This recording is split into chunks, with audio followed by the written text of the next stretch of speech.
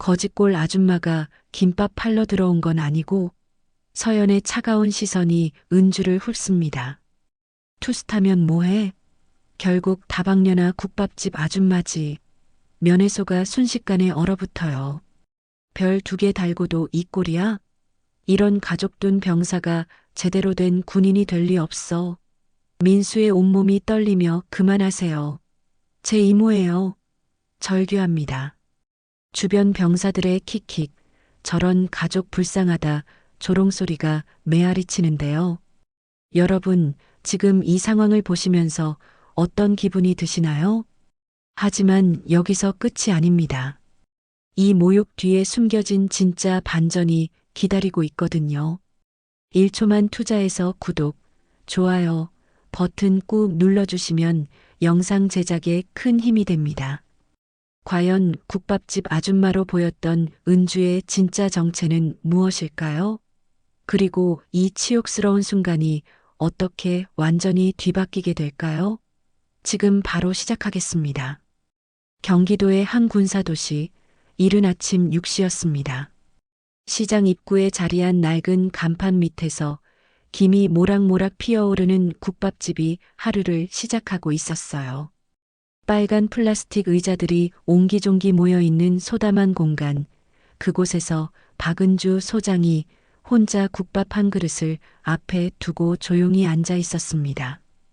44살의 나이에도 불구하고 어깨에 달린 별 2개가 그녀의 위치를 말해주고 있었죠. 하지만 이 아침만큼은 그 별들도 무색할 정도로 평범한 아줌마의 모습이었습니다. 은주는 무심코 가슴팍에 태극기 배지를 매만지며 국밥집 벽을 천천히 훑어봤어요. 벽면에는 오래된 사진들이 빼곡히 붙어 있었습니다. 그 중에서도 유독 눈에 띄는 건 ROTC 시절 사진이었어요. 20살 은주의 늠름한 모습이 그대로 담겨 있었죠. 짧게 자른 머리, 반듯한 자세, 그리고 눈빛 속에 담긴 확신이 지금의 그녀를 만들어낸 원동력이었습니다. 그 옆엔 해외 파병 때 받은 훈장도 함께 걸려 있었어요. 아프가니스탄에서의 6개월, 이라크에서의 1년. 그때의 기억들이 훈장을 볼 때마다 선명하게 되살아났습니다. 동료들과 함께 흘린 땀과 눈물, 그리고 조국에 대한 사명감이 그녀를 지금의 자리까지 이끌어왔죠. 하지만 가장 소중한 사진은 따로 있었습니다. 어린 조카 박민수와 함께 찍은 옛 폴더폰 사진이었어요. 고등학교 1학년 때 찍은 그 사진 속 민수는 아직 앳된 모습이었습니다. 은주의 어깨에 기대어 환하게 웃고 있는 모습이 지금도 마음을 따뜻하게 만들었어요. 이모, 오늘 면회 올 수 있어요? 전날 밤 11시경에 받은 민수의 음성 메시지였습니다. 23살 청년이 된 민수의 목소리엔 여전히 쑥스러움이 묻어나고 있었어요. 군대라는 새로운 환경에서 이모를 그리워하는 마음이 고스란히 전해졌습니다. 은주는 속으로 중얼거렸어요. 별 2이 어깨에 있어도 가족 앞에선 언제나 누나고 이모지. 아무리 높은 계급장을 달아도 민수 앞에서만큼은 그냥 이모였습니다. 어린 시절부터 함께 자란 가족이었거든요. 그 시각 부대에서는 민수가 PX 정리 업무를 보고 있었습니다. 오전 6시부터 시작되는 일과 준비로 분주한 시간이었죠. 대학생 출신 이등병인 민수는 군대가 처음이라 모든 것이 낯설고 어려웠습니다. 그래도 눈치가 빠른 편이라 선임들의 지시를 잘 따랐어요. 박민수, 취사반 도우미 나가. 중대장의 호명이 들렸습니다. 민수는 재빠르게 손을 들며 답했어요. 네, 박민수 이등병 나갑니다. 취사반에서 설거지를 하며 하루를 버텨나가는 것이 요즘 민수의 일상이었습니다. 점심시간 민수는 동기들과 함께 급식소에 앉아 있었어요. 야, 너 내일 면회 온다며? 동기 하나가 물었습니다. 민수는 얼굴이 환해지며 대답했어요. 응, 우리 이모가 와. 되게 오랜만이야. 그 말에 주변 동기들이 부러워했습니다. 면회는 군대에서 가장 기다려지는 일 중 하나였거든요. 은주는 국밥 한 숟가락을 천천히 떠먹으며 민수를 생각했습니다. 민수의 부모님이 사업차 중국에 나가 계신 동안 은주가 민수를 키웠어요. 중학교 때부터 고등학교 졸업까지 거의 6년을 함께 살았습니다. 그래서 민수는 은주에게 단순한 조카가 아니라 아들 같은 존재였죠. 민수야, 군대 가기 싫어? 입대 전날 밤 은주가 물었던 말이 떠올랐습니다. 민수는 고개를 저으며 답했어요. 이모가 군인이니까 나도 할 수 있을 것 같아. 그때의 당찬 모습이 지금도 생생했습니다. 저녁이 되자 은주는 면회 준비를 시작했습니다. 민수가 좋아하는 인삼차를 보온병에 넣고 약과를 정성스럽게 포장했어요. 그리고 민수가 읽고 싶어 했던 책도 챙겼습니다. 작은 것 하나하나에도 이모의 정성이 담겨 있었어요. 거울 앞에서 군복을 정돈하며 은주는 미소를 지었습니다. 내일은 김밥보다 따뜻한 말부터 건네야지. 면회에서 가장 중요한 건 음식이 아니라 마음이었거든요.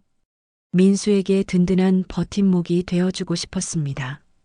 국밥집 사장 아주머니가 은주를 보며 말했어요. 장군님, 내일 면회 가시는구나.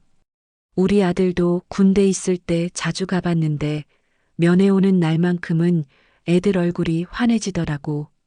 은주는 따뜻한 미소로 답했습니다.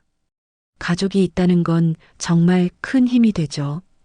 밤이 깊어가며 은주는 폴더폰을 열어 민수와의 추억이 담긴 사진들을 하나씩 들여다봤습니다. 고등학교 졸업식에서 함께 찍은 사진, 대학교 합격 발표날 기뻐하던 모습, 생일마다 찍었던 소중한 순간들이 차례로 화면에 나타났어요. 창밖으로 보이는 태극기가 밤바람에 펄럭이고 있었습니다. 은주는 그 모습을 바라보며 깊이 생각에 잠겼어요. 소장이라는 직책이 주는 무게감과 조카를 사랑하는 이모의 마음, 그 둘 사이에서 균형을 잡아가는 것이 때로는 쉽지 않았습니다. 하지만 분명한 건 있었어요. 가족에 대한 사랑만큼은 변하지 않는다는 것 말입니다. 별 2개의 무게만큼이나 가족에 대한 책임감도 무겁고 소중했거든요. 은주는 내일 면회에서 민수에게 전해줄 이야기들을 머릿속으로 정리하며 하루를 마무리했습니다. 토요일 오전 10시 면회소 앞은 가족들을 만나러 온 사람들로 북적이고 있었습니다. 박민수 이등병은 초조하게 번호표를 꼭 쥐고 서 있었어요. 73번이라고 적힌 작은 종이 조각이 그에게는 세상에서 가장 소중한 것처럼 느껴졌습니다. 민수는 시계를 자꾸 들여다봤어요. 이모가 언제 올까 궁금해서 견딜 수가 없었거든요. 주변엔 정장을 차려입은 부모님들, 예쁘게 화장한 누나들, 깔끔한 정장 차림의 형들이 줄지어 서 있었습니다. 모두들 면회를 위해 단정하게 차려입고 온 모습이었어요. 그때였습니다. 면회소 입구 쪽에서 익숙한 실루엣이 나타났어요. 낡은 바람막이 점퍼에 국밥집 앞치마를 허리에 걸친 40대 여인의 모습이었습니다. 머리는 대충 고무줄로 묶여 있었고 양손에는 김밥통과 인삼차가 담긴 보온병이 들려 있었어요. 바로 민수의 이모 박은주였습니다. 하지만 지금의 그녀 모습은 어제 국밥집에서 보던 모습 그대로였어요. 군복 대신 평상복, 그것도 평범한 동네 아줌마의 차림새였습니다. 은주는 서두르느라 옷 갈아입을 시간조차 없었거든요. 주변 병사들의 시선이 하나둘 은주에게 쏠리기 시작했습니다. 와, 저 아줌마 꼴 좀 봐라. 한 상병이 동료에게 속삭였어요. 면회 오는데 옷이 그게 뭐냐? 완전 동네 아줌마 스타일이네. 또 다른 병사가 킥킥거리며 맞장구 쳤습니다. 거짓골이 따로 없네. 저런 가족도 내 불쌍하다. 주변의 수군거리는 소리들이 점점 커졌어요. 민수의 얼굴이 점점 빨갛게 달아오르기 시작했습니다. 이모를 향한 사람들의 시선과 수군거림이 너무 창피했거든요. 은주는 그런 시선들을 느끼면서도 담담하게 걸어왔습니다. 오랜 군 생활로 다져진 그녀의 정신력은 이런 시선 정도로는 흔들리지 않았어요. 오직 민수를 만나는 기쁨만으로 가득 차 있었습니다. 그런데 그때였습니다. 정문 쪽에서 날카로운 구두굽 소리가 울려 퍼졌어요. 딱딱한 소리가 마치 군화 소리처럼 규칙적이고 강렬했습니다. 모든 사람들의 시선이 그쪽으로 향했어요. 특전사 중령 최서연이 나타났습니다. 35살의 그녀는 완벽하게 다림질된 군복을 입고 있었어요. 모든 단추 하나까지 반짝반짝 빛났고 구두는 거울처럼 윤이 났습니다. 머리는 한 올의 흐트러짐도 없이 깔끔하게 정돈되어 있었어요. 서연은 면회소 안을 둘러보더니 시선이 은주에게 멈췄습니다. 그리고는 은주를 위아래로 훑어보며 미간을 찌푸렸어요. 마치 뭔가 잘못된 것을 발견한 듯한 표정이었습니다. 여기 군 면회소 맞습니까? 서연의 목소리는 차갑고 날카로웠어요. 주변이 순식간에 조용해졌습니다. 모든 사람들이 긴장한 채 서연의 다음 말을 기다렸어요. 장난치러 온 건 아니겠죠? 서연의 시선은 여전히 은주에게 고정되어 있었습니다. 투스타면 뭐해? 결국 다방면아 국밥집 아줌마지. 별 2개 달고도 이 꼴이야? 그 말이 떨어지자 주변에서 웅성거리는 소리가 들렸어요. 일부 병사들은 서연의 말에 동조하듯 고개를 끄덕이기도 했습니다. 민수의 얼굴이 하얗게 질렸습니다. 온몸이 떨리기 시작했어요. 자신의 소중한 이모가 이런 모욕을 받는 걸 지켜보기가 너무 괴로웠습니다. 그만하세요. 민수가 목소리를 높였어요. 제 이모예요. 하지만 서연은 비웃듯 피식 웃을 뿐이었습니다. 아이고, 투스타 이모라더니 내가 기대한 건 멋진 장군님이었는데 이 꼴이 뭐야? 별 2개 달고도 결국 다방면아 국밥집 아줌마지. 이런 가족둔 병사가 제대로 된 군인이 될 리 없어. 군기가 완전히 썩었네. 이런 가족을 둔 병사가 제대로 된 군인이 될 수 있겠어? 민수는 주먹을 꽉 쥐었습니다. 손톱이 손바닥에 파고들 정도로 세게 쥐었어요. 하지만 계급상 아무것도 할 수 없었습니다. 이등병인 자신이 중령에게 대들 수는 없었거든요. 그때 은주가 조용히 가방을 바닥에 내려놓았습니다. 그리고 서연을 똑바로 바라보며 차분한 목소리로 말했어요. 군기는 차림새에서 오는 게 아닙니다. 그녀의 목소리에는 흔들림이 전혀 없었습니다. 태도에서 시작되지요. 서연은 그 말에 코웃음을 쳤어요. 태도? 지금 나한테 훈계하는 거야? 목소리가 점점 날카로워졌습니다. 여기가 어딘 줄 알고 감히. 하지만 은주는 여전히 침착했습니다. 오랜 군 생활로 단련된 그녀에게는 이런 상황도 낯설지 않았거든요. 다만 민수가 상처받는 모습을 보는 게 가장 마음 아팠습니다. 주변은 이미 조롱 섞인 웃음과 수군거림으로 가득 찼어요. 면회 온 다른 가족들도 구경하듯 이쪽을 바라보고 있었습니다. 어떤 이는 고개를 저으며 혀를 찾고 어떤 이는 안쓰러운 표정으로 바라봤어요. 민수는 고개를 떨어뜨린 채 속으로 절규했습니다. 왜 이모까지 욕보여야 하는 거야? 이모가 자신 때문에 이런 모욕을 당하고 있다는 생각에 견딜 수가 없었어요. 서연은 승리한 듯한 표정으로 주변을 둘러봤습니다. 자신의 권위가 확실히 서는 것 같아 기분이 좋았어요. 이런 식으로 면회 와서 부대 분위기 망치지 말고 다음부턴 좀 단정하게 와. 마지막 일격을 가하듯 말했습니다. 은주는 여전히 조용했지만 그녀의 눈빛 깊숙한 곳에서 무언가가 변하고 있었습니다.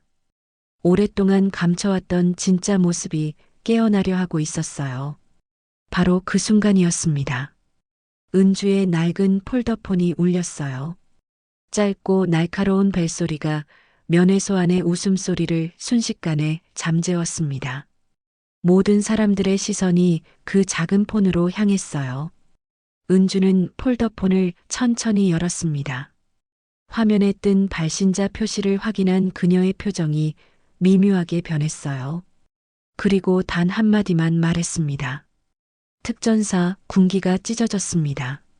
목소리는 여전히 차분했지만 그 속에 담긴 권위는 달랐어요. 바로 잡아야겠습니다. 서연은 그 말을 듣고 어이없다는 표정을 지었습니다. 뭐라고?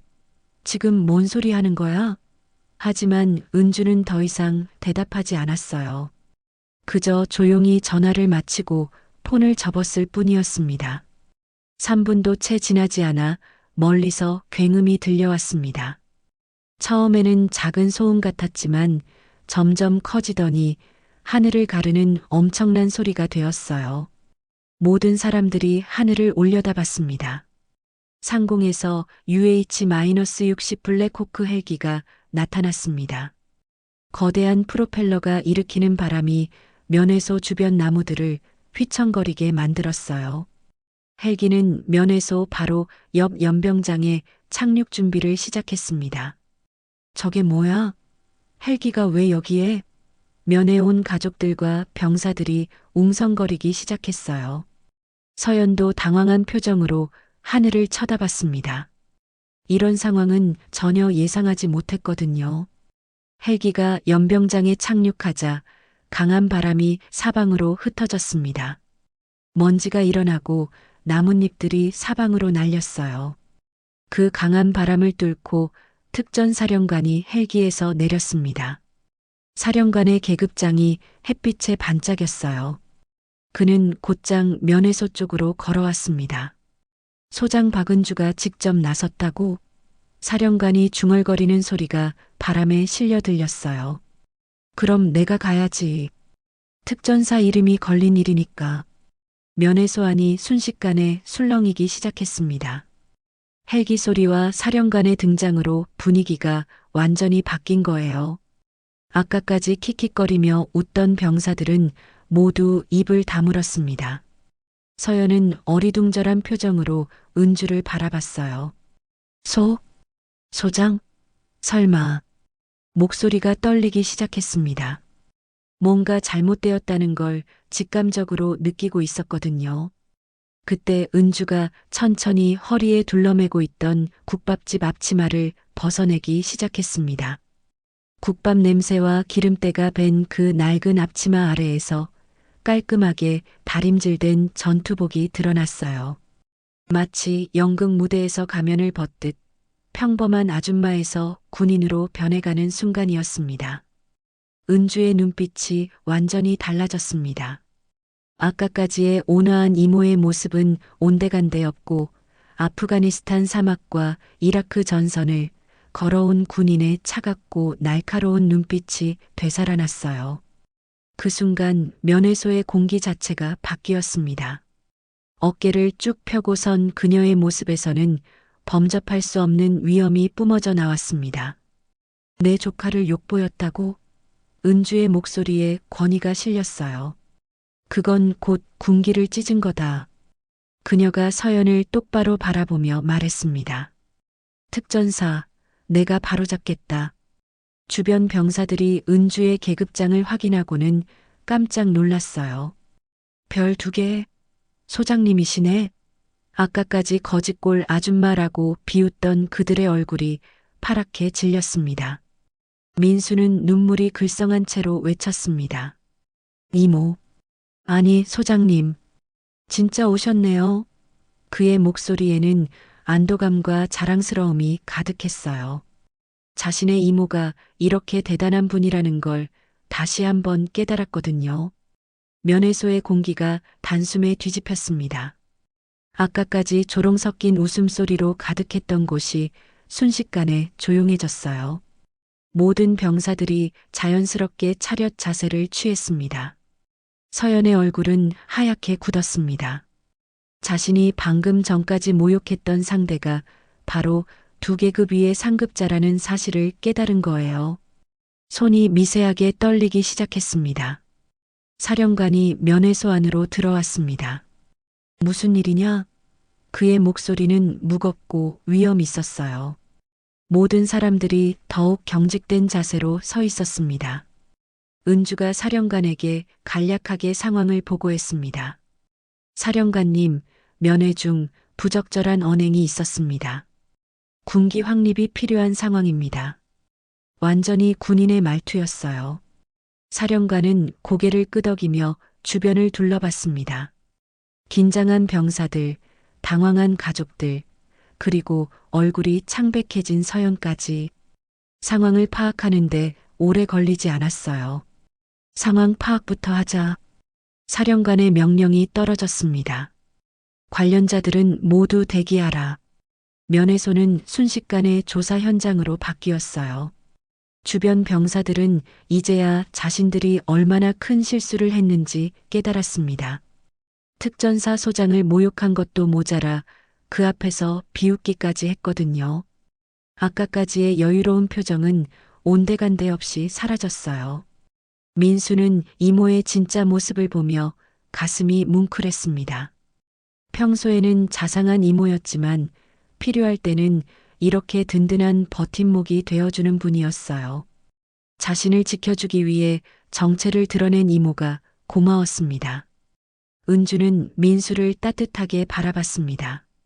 걱정하지 마. 이모가 다 정리할게. 그 말에는 군인으로서의 책임감과 가족에 대한 사랑이 동시에 담겨 있었어요. 상황은 완전히 뒤바뀌었습니다. 반전이라는 말로도 부족할 정도였어요. 아무도 상상하지 못했던 진실이 드러나면서 면회소의 모든 것이 달라진 거였습니다. 사령관의 지시로 즉시 현장 조사가 시작되었습니다. 면회소는 순식간에 조사실로 변했어요. 관련자들이 하나씩 불려나가 진술을 시작했습니다. 분위기는 무겁고 긴장감이 흘렀어요. 첫 번째로 불린 것은 서연이었습니다. 그녀는 여전히 당당한 모습을 유지하려 애썼어요. 면회 대기 중 기강회의가 있어 교육차 지도했습니다. 서연의 목소리는 차분했지만 어딘지 경직되어 있었습니다. 은주가 반박했어요. 교육이라 쓰고 모욕이라 읽혔다는 증언이 있습니다. 그녀의 말투는 공식적이고 정확했어요. 감정을 배제한 채 사실만을 전달하고 있었습니다. 서연은 미소를 지으며 대답했습니다. 소장님, 정책상 절차는 제가 더 잘 압니다. 마치 자신이 현장을 더 잘 안다는 듯한 태도였어요. 신병 교육에는 때로 강한 표현이 필요합니다. 사령관이 면회소 관리병에게 물었습니다. CCTV 확인이 가능한가? 관리병은 당황한 표정으로 답했어요. 죄송합니다. 오늘 오전부터 저장 장치에 오류가 생겨서. 서연은 팔짱을 끼고 의미심장한 미소를 지었습니다. 참 안타깝네요. 카메라는 늘 중요한 순간에 고장나곤 하죠. 그 말에는 여유로움이 묻어나고 있었어요. 바로 그때였습니다. 구석에서 조용히 서 있던 한 병사가 조심스럽게 손을 들었어요. 죄송합니다. 말씀드려도 될까요? 모든 시선이 그에게 향했습니다. 저는 면회소 안내병 김상훈 일병입니다. 그의 목소리는 떨리고 있었어요. 오늘 소리가 좀 크게 나길래 혹시 문제가 생길까봐 제 개인 녹음기에 현장음을 녹음했습니다. 순간 면회소 안이 정적에 휩싸였습니다. 서연의 얼굴에서 여유로운 미소가 사라졌어요. 손이 미세하게 떨리기 시작했습니다. 예상하지 못한 변수가 나타난 거였거든요. 사령관이 엄숙한 표정으로 말했습니다. 재생해보자. 김상훈 일병은 떨리는 손으로 작은 녹음기를 꺼냈어요. 오래된 기계였지만 음질은 선명했습니다. 녹음기에서 서연의 목소리가 흘러나왔습니다. 투스타 이모 믿고 잘난 척하지 마. 여긴 특전사야. 별 2개도 소용없어. 그녀의 날카롭고 비하하는 말투가 생생하게 재생되었어요. 연병장은 잠시 정적에 휩싸였습니다. 모든 사람들이 녹음기에서 나오는 소리에 집중했어요. 서연의 얼굴은 점점 창백해졌습니다. 녹음은 계속되었습니다. 거짓골 아줌마가 김밥 팔러 들어온 건 아니고 다방녀도 아니고 군기가 썩었네 아주. 서연의 모든 발언이 그대로 담겨 있었어요. 서연은 허를 찬 듯 변명하기 시작했습니다. 이건 군기 확립을 위한 표현이었습니다. 과장 편집이네요. 하지만 그녀의 목소리에는 확신이 없었어요.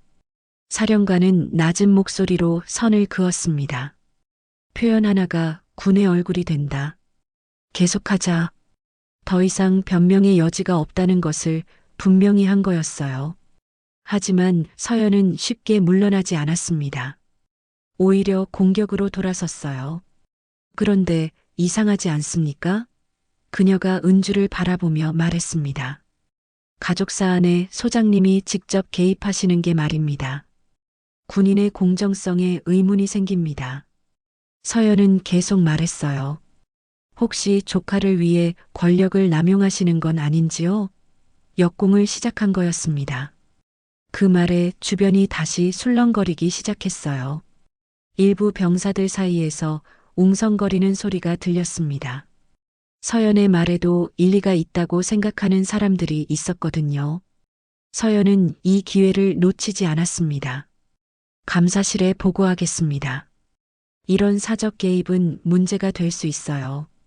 그녀의 목소리에 다시 자신감이 돌아왔어요. 사령관은 심각한 표정으로 2사람을 번갈아 봤습니다. 상황이 복잡해지고 있었어요.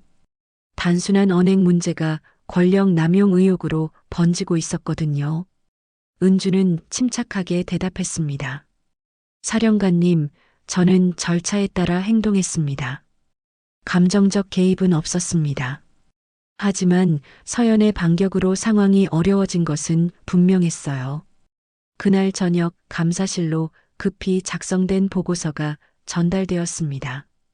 보고서에는 박은주 소장, 가족사항 개입 의혹이라는 제목이 굵은 글씨로 적혀 있었어요. 다음 날 아침 은주는 직무배제 통보를 받았습니다. 조사 기간 중 업무에서 제외한다는 공문이었어요. 국방색 텀블러에 담긴 인삼차는 식어가고 있었습니다. 국밥집 벽에 걸린 훈장들이 어둡게 보였어요. 은주는 그것들을 바라보며 깊은 생각에 잠겼습니다. 가족을 지키려 한 일이 오히려 독이 되어 돌아온 거였어요. 민수는 부대에서 이 소식을 들었습니다. 자책감이 몰려왔어요. 내가 이모를 끌어들였어. 내가 약해서. 스스로를 탓하는 마음이 컸습니다. 한편 서연은 병사들을 개별적으로 불러 압박하기 시작했어요. 다들 현명하길 바란다. 불필요한 증언은 커리어에 좋지 않다. 은근한 협박이었습니다. 겁에 질린 한 상병이 거짓 진술서를 제출했어요. 민수 이등병이 먼저 소란을 피웠습니다. 라는 내용이었습니다. 거짓이 공식 기록으로 남게 된 거였어요. 사령관은 은주에게 조용히 말했습니다. 내가 옳을지도 모른다. 하지만 내가 직접 나섰기에 의심이 더 크다. 군은 감정보다 절차다. 현실적인 조언이었어요. 은주는 고개를 끄덕였습니다. 알겠습니다. 그래서 절차로 이기겠습니다. 그녀의 목소리는 확고했어요. 제 감정은 여기서 접겠습니다. 군기가 군인을 살립니다. 모든 게 무너지는 것 같은 밤이었습니다. 은주는 홀로 태극기를 펼쳐놓고 오랫동안 바라봤어요. 별둘은 권력이 아니라 책임이라는 걸 다시 한번 깨달았습니다. 그래서 더 무거워야 한다고 생각했어요. 직무배제 통보를 받은 다음 날 은주는 평소와 다름없이 국밥집에 앉아 있었습니다. 하지만 어깨에 별 2개는 무거웠어요. 아니, 그 별들이 지닌 의미가 흔들리고 있었습니다. 감사실의 조사가 본격적으로 시작된 거였거든요. 서연의 반격은 생각보다 치밀했습니다. 그녀는 밤새 보고서를 작성했어요. 박은주 소장의 권력 남용 의혹이라는 제목 하에 여러 가지 의혹들을 나열했습니다. 조카를 위한 부당한 개입, 계급을 이용한 압력 행사, 군기 확립 방해 등이 주요 내용이었어요. 보고서는 번개처럼 군 상층부로 전달되었습니다. 국방부 감사실에서도 관심을 보이기 시작했어요. 여군 소장의 가족 특혜 의혹이라는 제목으로 언론에도 흘러나갈 가능성이 생겼습니다. 은주는 찬바람이 부는 국밥집에서 식어버린 인삼차를 바라봤어요. 숟가락을 천천히 내려놓으며 중얼거렸습니다. 내가 평생 지켜온 이 군복이 오늘은 나를 지켜주지 못하는구나. 벽에 걸린 태극기가 바람에 흔들리는 것처럼 그녀의 마음도 처음으로 흔들리고 있었어요. 벽에 걸린 훈장들이 평소보다 더 어둡게 보였습니다. 수많은 전장에서 목숨을 걸고 얻어낸 그 훈장들이 이제는 무용지물이 될 수도 있었어요. 부대에서는 민수가 괴로워하고 있었습니다. 생활관에서 동기들의 시선을 받으며 하루하루를 버텨나가고 있었어요. 야, 너 때문에 소장님이 큰일 났다며? 한 동기가 수군거렸습니다. 민수는 주먹을 꽉 쥐었어요. 내가 이모를 끌어들였어. 내가 약해서. 자책감이 온몸을 짓눌렀습니다. 이모가 자신을 지키려다 오히려 위험에 빠진 게 너무 괴로웠거든요. 한편 서연은 더욱 공격적으로 나왔습니다. 관련 병사들을 하나씩 불러 압박하기 시작했어요. 다들 현명하길 바란다. 그녀의 목소리는 차갑고 위협적이었습니다. 불필요한 증언은 커리어에 좋지 않다. 특히 민수 관련해서는 신중하게 말하라. 서연은 계속 압박했어요. 잘못된 증언을 했다가 너희까지 징계받을 수 있다. 병사들의 얼굴이 점점 경직되어 갔습니다.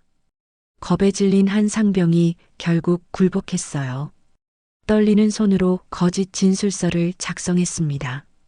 민수 이등병이 먼저 소란을 피웠고 면회소 분위기를 어지럽혔습니다. 라는 내용이었어요. 그 거짓 진술서는 공식 기록으로 남게 되었습니다. 한번 기록에 남은 거짓은 진실을 가리는 강력한 무기가 되었어요. 서연은 만족스러운 미소를 지었습니다.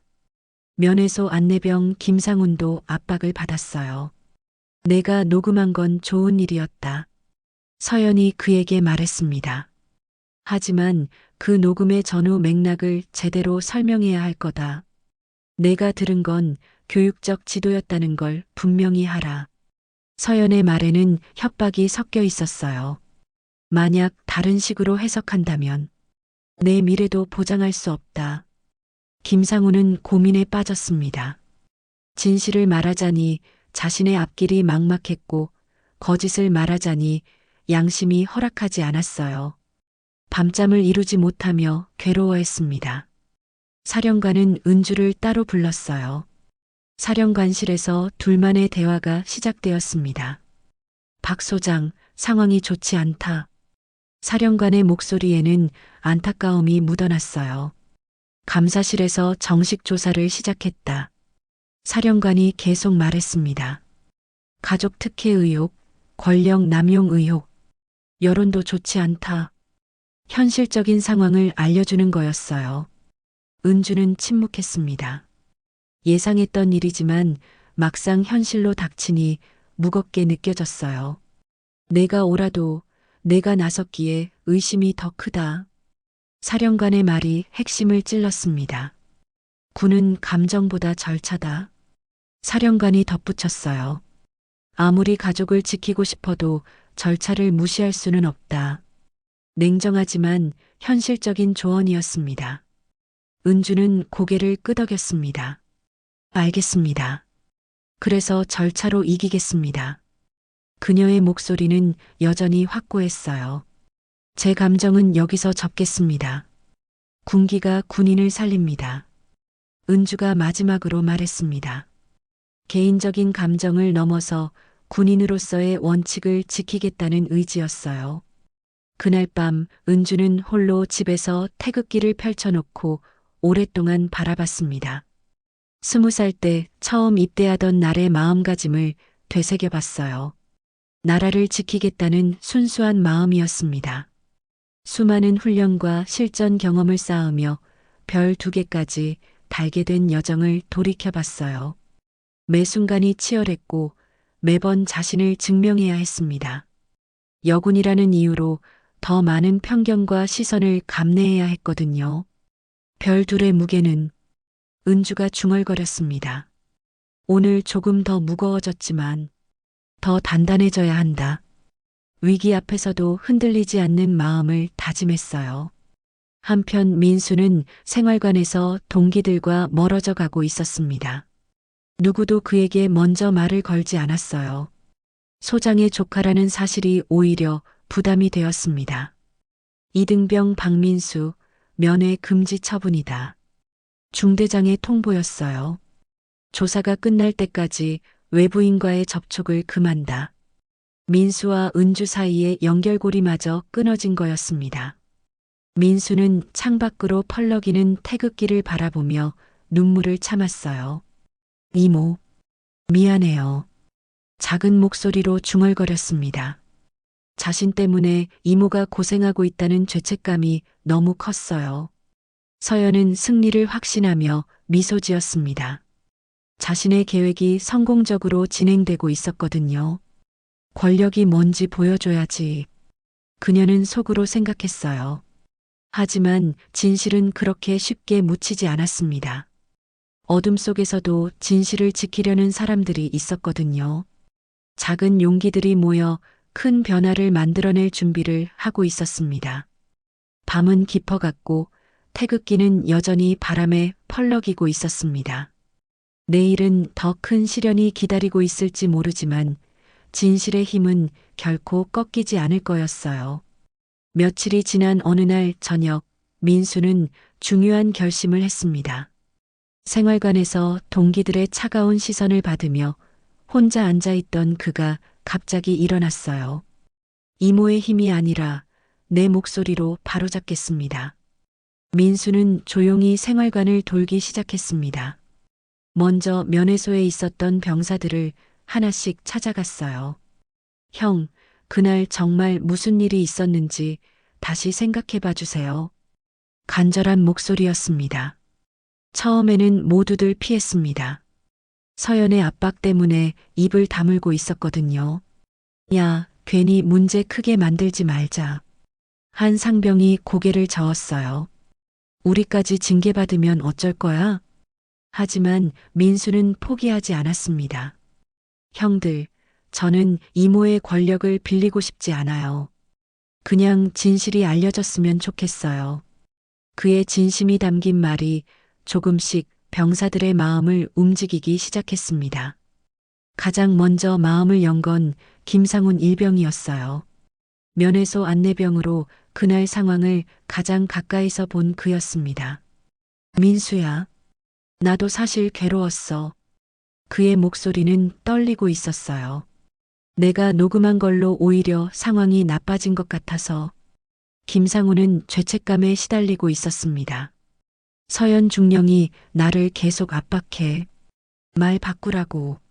민수는 김상훈의 손을 잡았어요. 형이 잘못한 게 아니에요. 진실을 기록해 준 거잖아요.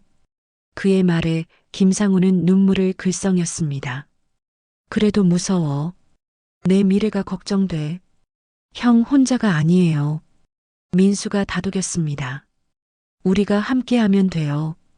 그 말에 김상훈은 조금씩 용기를 얻기 시작했어요. 다음으로 민수는 그날 면회소에서 웃었던 병사들을 찾아갔습니다. 처음에는 모두들 회피했어요. 나는 별로 기억이 안 나. 그냥 지나가다 본 거야. 변명들이 쏟아졌습니다. 하지만 민수의 끈질긴 설득이 효과를 보기 시작했습니다. 형들도 언젠가는 가족이 모욕받을 수 있어요. 그때도 이렇게 모른 척 하실 건가요? 가슴을 찌르는 말이었어요. 한 병사가 먼저 입을 열었습니다. 사실, 나도 있었어. 중령이 너무 심하게 말하는 거 봤어. 작은 목소리였지만 용기 있는 고백이었습니다. 거짓골이라고. 정말 심했어. 그 말에 다른 병사들도 하나둘 고개를 끄덕이기 시작했어요. 나도 들었어. 나도 봤어. 중령 말이 너무 심했던 건 맞아. 얼어붙었던 증언들이 조금씩 녹아내리기 시작했습니다. 민수는 밤늦게까지 생활관을 돌며 병사들과 이야기했습니다. 녹음은 없을지 몰라도 내 기억은 선명해요. 저도 제 눈으로 봤습니다. 하나둘씩 진실의 증언자들이 나타났어요. 면회소 복도에서 우연히 10초짜리 동영상을 찍은 병사도 있었습니다. 이거 혹시 도움이 될까? 스마트폰 화면에는 서연이 큰 소리로 말하는 모습이 담겨 있었어요. 주말 당직병의 일지도 발견되었습니다. 면회소에서 큰 소리와 웃음소리 들림이라고 기록되어 있었어요. 작은 조각들이었지만 모두 모이면 진실의 그림을 그릴 수 있었습니다. 민수는 이 모든 증거와 증언들을 정리하기 시작했어요. 그리고 직접 진술서를 작성했습니다. 저는 박민수 이등병입니다. 저는 이모의 서명을 원하지 않습니다. 제 이름으로 씁니다. 진술서에는 그날의 상황이 자세히 기록되어 있었어요. 저는 면회소에서 모욕을 받았습니다. 그 말들은 저 개인만이 아니라 군의 품위를 깎아내렸습니다. 민수만의 목소리가 담긴 진술이었어요. 한편 은주는 한 발 뒤로 물러서서 민수를 지켜보고 있었습니다. 직무배제 상태에서도 그녀는 절차적으로 도움을 주었어요. 서류 검토, 증언자 보호 방안, 2차 피해 방지책 등을 조언했습니다. 그래, 민수야. 은주는 조용히 중얼거렸어요. 싸움은 내가 이기는 게 아니라 원칙이 이겨야 끝나는 거다. 조카가 스스로 일어서는 모습을 보며 뿌듯해했습니다. 서연은 이런 움직임을 감지하고 더욱 압박을 가했습니다. 누가 민수를 부추기고 있는 거냐? 그녀는 의심의 눈초리를 보냈어요. 박 소장이 뒤에서 조종하는 게 아닌가? 하지만 병사들의 증언은 순수했습니다. 누군가의 조종이 아니라 양심의 소리였거든요. 중령님, 우리는 그냥 봤던 걸 말하는 거예요. 김상훈이 떨리는 목소리로 말했습니다. 거짓 진술서를 냈던 상병도 양심의 가책을 느끼기 시작했어요. 밤마다 잠을 이루지 못했습니다. 내가 거짓말을 했어. 괴로워하며 뒤척였어요. 결국 그 상병도 진실을 털어놓기로 했습니다. 제가 거짓 진술을 했습니다. 떨리는 목소리로 고백했어요. 서연 중령의 압박 때문이었어요. 민수는 아무 잘못이 없어요. 진실의 조각들이 하나씩 맞춰지기 시작했습니다. 녹음 파일, 동영상, 일지, 그리고 무엇보다 용기 있는 증언들이 모였어요. 흩어져 있던 퍼즐이 완전한 그림을 만들어가고 있었습니다. 민수는 모든 자료를 정리한 뒤 사령관에게 재조사를 요청했습니다. 사령관님, 저는 제 이름으로 진실을 말하고 싶습니다. 더 이상 이모의 그늘에 숨지 않겠다는 의지였어요. 저희가 모은 증거들을 검토해 주세요. 민수가 정리한 파일은 두꺼웠어요. 이 모든 건 제가 주도했습니다. 이모는 관여하지 않았어요. 사령관은 민수의 진술서를 읽어보며 감탄했습니다. 23살 청년이 보여준 용기와 성숙함에 놀랐거든요.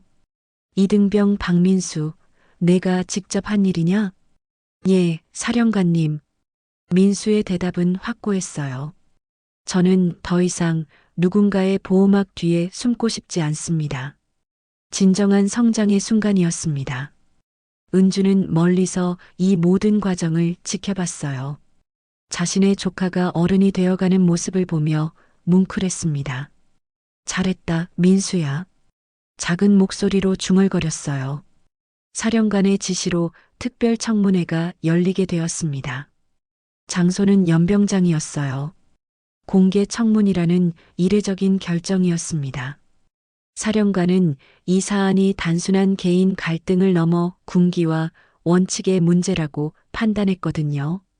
청문회 당일 연병장에는 평소와 다른 분위기가 흘렸어요.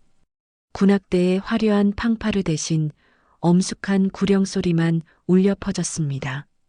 관련 부대원들이 정렬에 서 있었고 앞쪽에는 증언대가 마련되어 있었어요. 사령관이 단상에 올라 청문회 시작을 알렸습니다. 오늘 이 자리는 진실을 밝히고 군기를 바로 세우기 위함이다. 그의 목소리는 무겁고 엄숙했어요. 모든 증언은 공정하게 들을 것이다. 첫 번째로 증언대에 선 사람은 민수였습니다. 23살 이등병의 어깨는 떨리고 있었지만 눈빛만큼은 확고했어요. 마이크 앞에 서서 깊게 숨을 들이마셨습니다. 저는 박민수 이등병입니다. 민수의 목소리가 연병장에 울려 퍼졌어요. 저는 이모의 별을 빌리지 않겠습니다. 제 이름으로 말합니다. 당당한 선언이었습니다. 면회소에서 저는 모욕을 받았습니다. 민수가 계속 말했어요. 그 말들은 제 가족만이 아니라 군의 품위를 깎아내렸습니다. 그의 증언은 명확하고 구체적이었어요. 민수는 그날의 상황을 차근차근 설명했습니다. 중령님께서는 제 이모를 거짓골 아줌마라고 하셨습니다. 연병장이 조용해졌어요. 그리고 다방녀라는 표현도 사용하셨습니다. 청중석에서 작은 웅성거림이 들렸습니다. 병사들이 서로 시선을 주고받았어요. 그 순간의 충격이 되살아나고 있었습니다. 이어서 김상훈 일병이 증언대에 섰습니다. 저는 그날 녹음을 했습니다. 떨리는 손으로 녹음기를 들어 보였어요. 제가 직접 들은 것을 그대로 녹음했습니다. 녹음이 다시 재생되었습니다. 서연의 목소리가 연병장 전체에 울려 퍼졌어요. 투스타 이모 믿고 잘난 척하지 마. 여긴 특전사야. 별 2개도 소용없어. 생생한 음성이 모든 것을 말해주고 있었습니다. 다른 병사들의 증언도 이어졌습니다. 저도 봤습니다. 저도 들었습니다.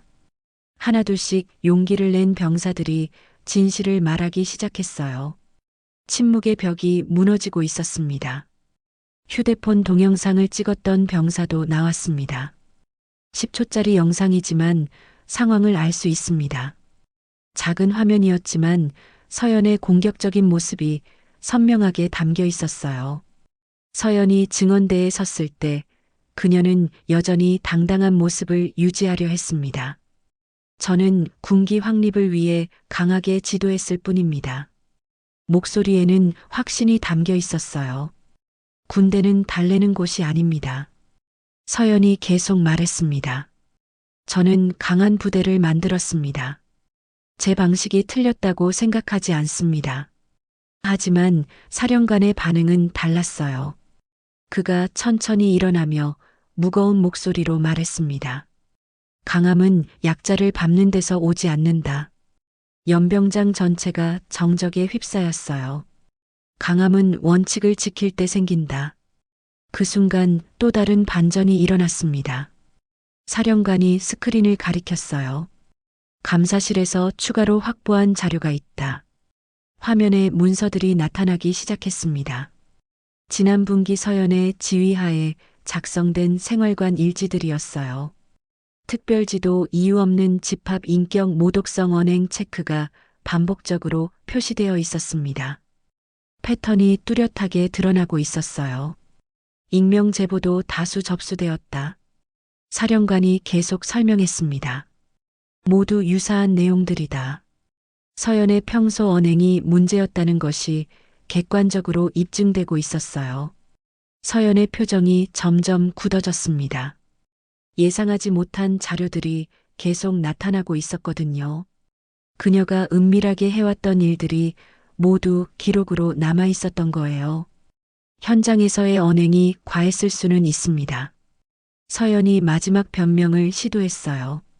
그러나 결과적으로 부대는 정돈되었습니다. 여전히 자신의 방식이 옳다고 주장했습니다. 그때 은주가 한 발 앞으로 나섰습니다. 지금까지 조용히 지켜보던 그녀가 마침내 입을 열었어요. 중령, 나는 너를 기억한다. 깊은 울림이 있는 목소리였습니다. 초급장교 때 야전에서 떨던 내 손을 잡아주던 밤을. 은주의 말에 서연의 표정이 흔들렸어요. 너는 살기 위해 강해지려 했다. 그런데 그 강함이 누군가를 낮추는 기술이 되어선 안 된다. 연병장에 바람이 불었습니다. 태극기가 살짝 흔들리는 소리가 들렸어요. 은주의 말이 모든 사람들의 가슴에 울려 퍼지고 있었습니다. 진정한 강함은 약한 자를 보호하는 것이다. 은주가 계속 말했어요. 군기는 누군가를 짓밟기 위한 도구가 아니라 모두를 지키기 위한 원칙이다. 사령관이 최종 결정을 내렸습니다. 최서연 중령, 보직 해임. 엄숙한 선언이었어요. 징계위원회 회부, 재교육 편성, 연병장이 숙연해졌습니다. 그리고 민수 이등병과 증언자들에 대한 보호 조치를 즉시 시행한다. 사령관이 계속 말했어요. 면회소 운영 전면 개선, 간부 언행 표준 교육 즉시 시행. 서연이 마지막으로 민수를 바라봤습니다. 박 이등병. 그녀의 목소리에는 복잡한 감정이 섞여 있었어요. 강단 있네. 그건 인정한다. 민수는 짧지만 당당하게 격려했습니다. 군기는 사람에게서 시작됩니다. 23살 청년의 말이 연병장에 울려 퍼졌어요. 청문회가 끝나고 연병장이 조용해졌을 때 태극기가 바람에 펄럭이고 있었습니다. 진실이 승리한 순간이었어요. 원칙과 정의가 다시 한번 그 힘을 보여준 하루였습니다. 청문회가 끝나고 며칠이 지난 어느 조용한 오후였습니다. 시장의 국밥집에는 특별한 손님들이 찾아왔어요. 은주와 민수 그리고 사령관이 조용히 합석한 자리였습니다. 평소와 다름없는 소박한 국밥집이었지만 오늘만큼은 특별한 의미가 있었어요. 사령관은 김이 모락모락 오르는 국밥 앞에서 숟가락을 천천히 내려놓았습니다. 군은 때로 느리다. 그의 목소리는 차분하고 진중했어요. 그러나 바뀐다. 오늘처럼 말이다. 은주는 고개를 숙여 깊이 인사했습니다. 사령관님의 공정한 판단 덕분입니다. 전우의 뜻 평생 잊지 않겠습니다. 그녀의 목소리에는 진심 어린 감사가 담겨 있었어요. 민수는 국밥을 한 숟가락 크게 뜨며 환하게 웃었습니다. 이모. 아니, 소장님. 저는 이제 이모의 이름 없이도 당당하게 말할 수 있게 됐어요. 23살 청년의 얼굴에는 성숙함이 깃들어 있었어요. 은주가 따뜻한 미소를 지으며 대답했습니다. 좋다.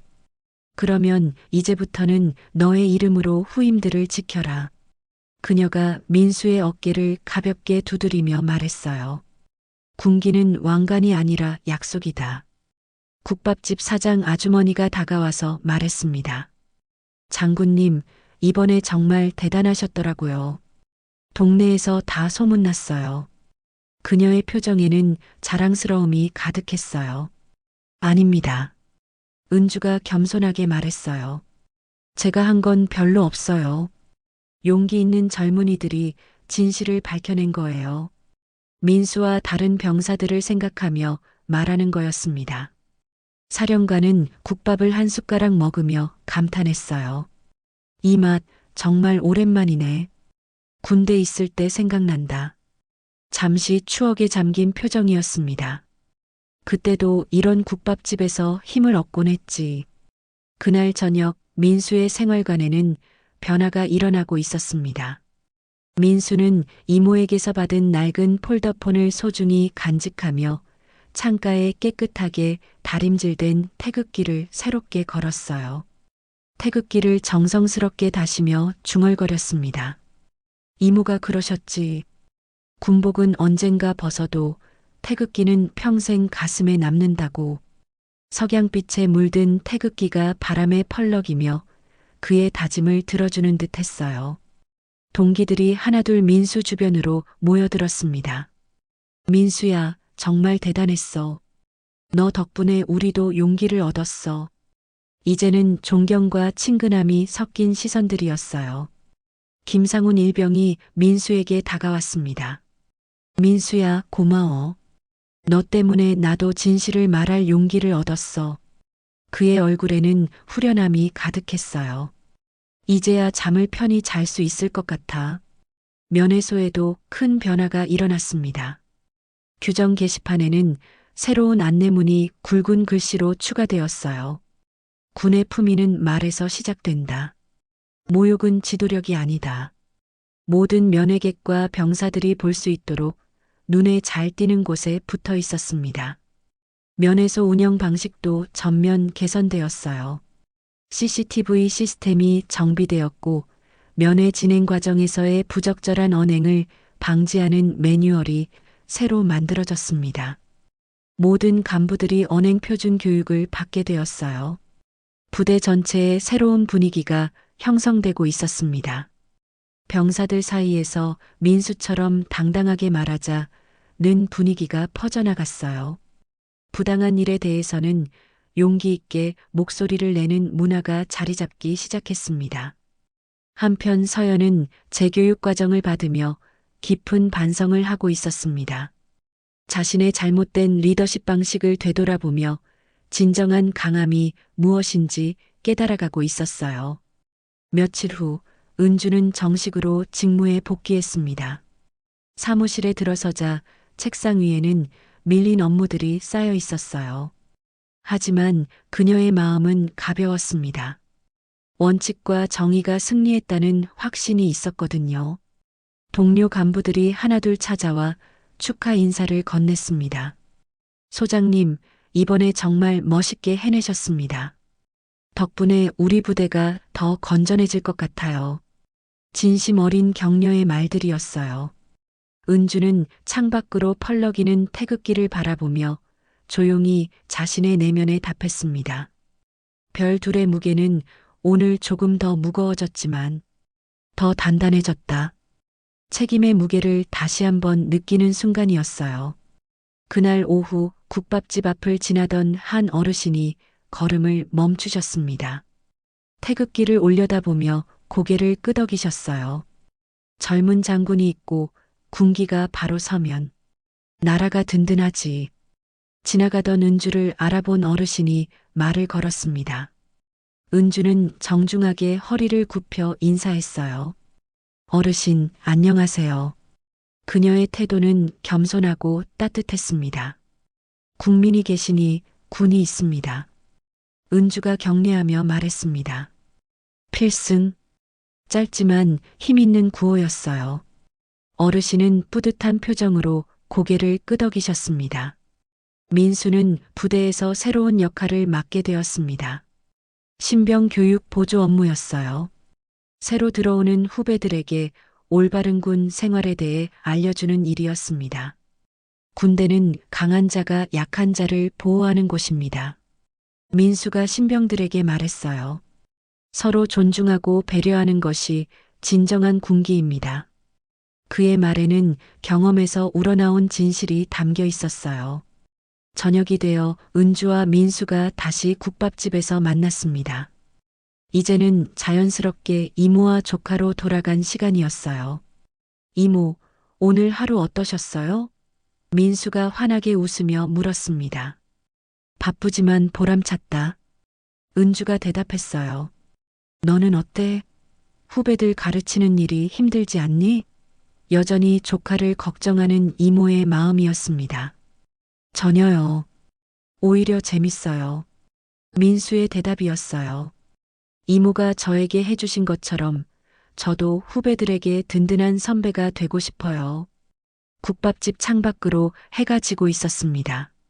노을빛이 태극기를 물들이며 하루를 마무리하고 있었어요.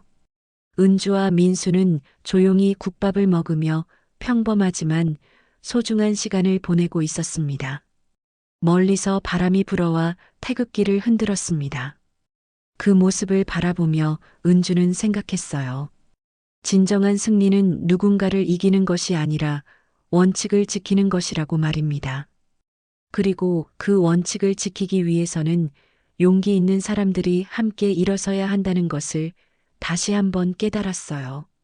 별 둘의 무게는 여전히 무겁지만 이제는 그 무게를 짊어질 수 있는 든든한 동료들이 생겼습니다. 민수와 같은 용기 있는 젊은이들, 진실을 지키는 병사들, 그리고 정의를 실현하는 지휘관들이 함께하고 있었거든요.